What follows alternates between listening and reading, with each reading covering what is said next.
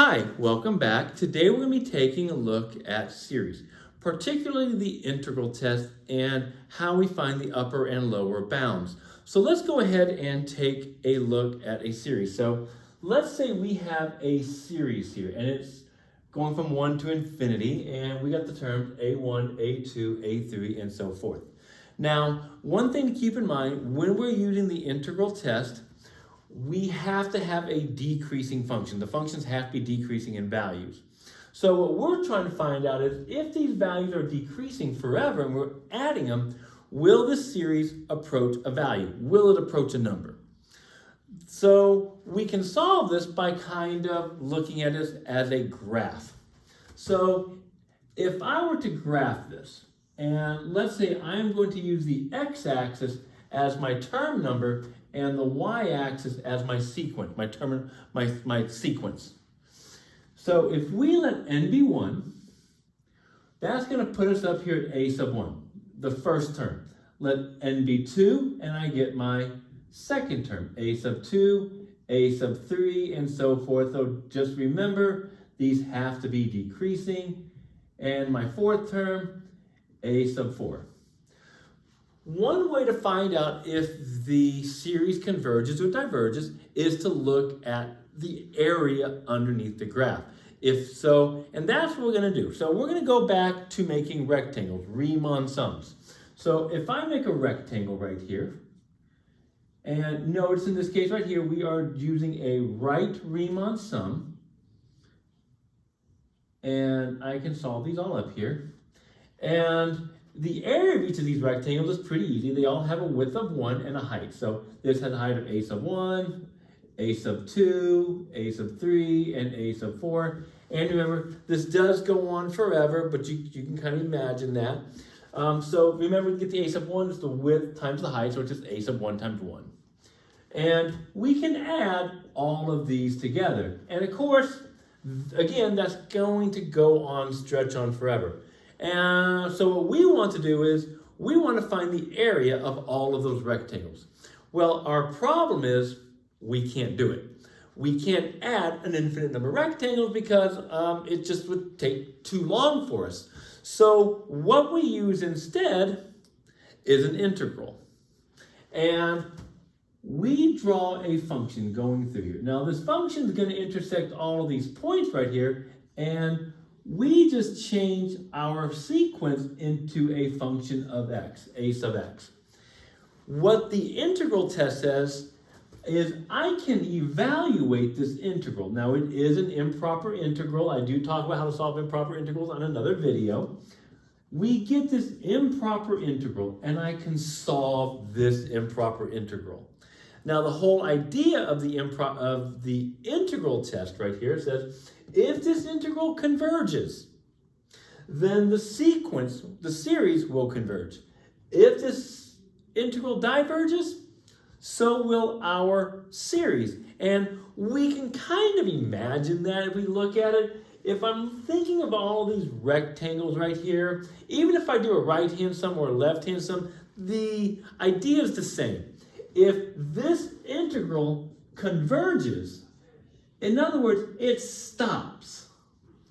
It's going to reach a number if that integral converges. So if I try drawing all the rectangles to infinity and my integral converges, I can no longer draw any more rectangles right here. Now, if this integral diverges, it goes on. So the area is going to go on and on and on and on, and I can always add more rectangles. And that's the whole premise of the integral test. So if the integral converges, we can say that the series converges.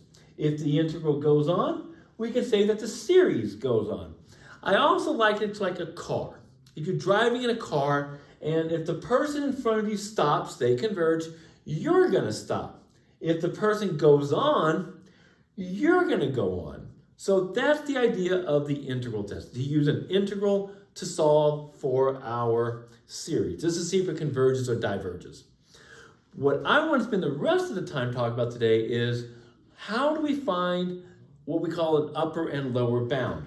When we look at a series that converges, So if a series converges, let's say, if a series converges,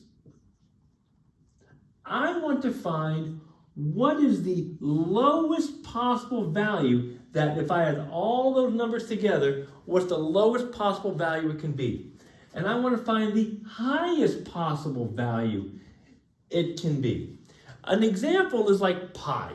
I know pi is between 3.14 and 3.15. Whoops, that's a weird looking 5. Then 3.15. So I can find a lower bound and I can find an upper bound for this. And that's what we're going to take a look at today. How do we find that upper bound? How do we find that lower bound from an integral? And it is actually pretty easy. So let's go ahead and take a look. So what we want to find out is, let's say we have this series, n equals 1 to infinity of a sub n. Notice up here, when we did our right-hand Riemann sum, everything is below the x-axis. So I can think of this right-hand Riemann sum as kind of like an underestimate. So I know that the values of my right hand, remember, so this is like an estimate.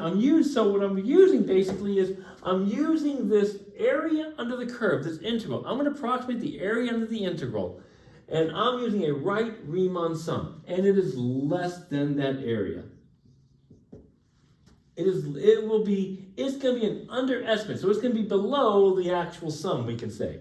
So I can say that the area on the right side from 1 to infinity of a sub x dx is going to be less than this sum, n equals 1 to infinity a of n. So that's going to give me my lower bound. There's my lower bound. So the lowest possible value could just be the area of my integral, right there, of my function. Now, to get the upper bound, we have to take a left Riemann sum. So notice we're going to start at 1, but when I do my left Riemann sum, notice we are above the values.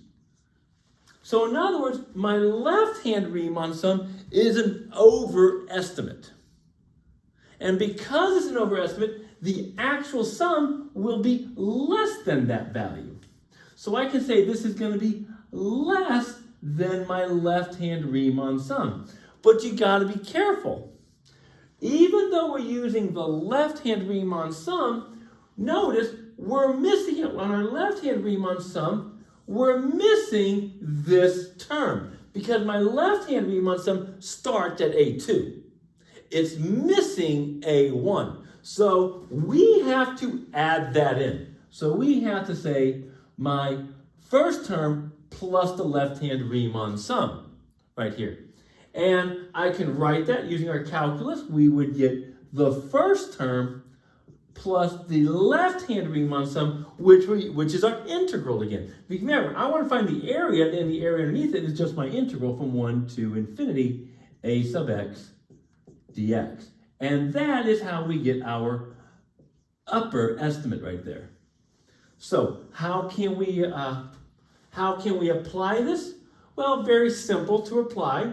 So let's say I want to find n equals 1 to infinity of, let's say 1 over n squared. So my rule says if I want to find out what this equals, it says the following. The value is going to be, the value is going to be between the integral from 1 to infinity, 1 over x squared dx, and the first term plus that integral, 1 over x squared dx. And I can solve this as an integral, so this is improper. So let me take a look here. This would give me the limit as b goes to infinity. And I'm going to go ahead and integrate this one. This just becomes negative 1 over x from 1 to infinity. And that's just going to become, what's that? Plug in the infinity, I get 0 plus 1. So what do we get? Just 1. So this just becomes between 1 and, let's see here, n equals 1 to infinity. And my first term, if I plug in, is 1, so I get less than 1 plus 1. So we're saying that the actual sum is between, so we can say that the actual sum is between 1 and 2. So that we know, so if we were to add up all these all together forever, we should get somewhere between 1 and 2. All right, I hope you enjoyed the video. I will see you all next time. Bye-bye.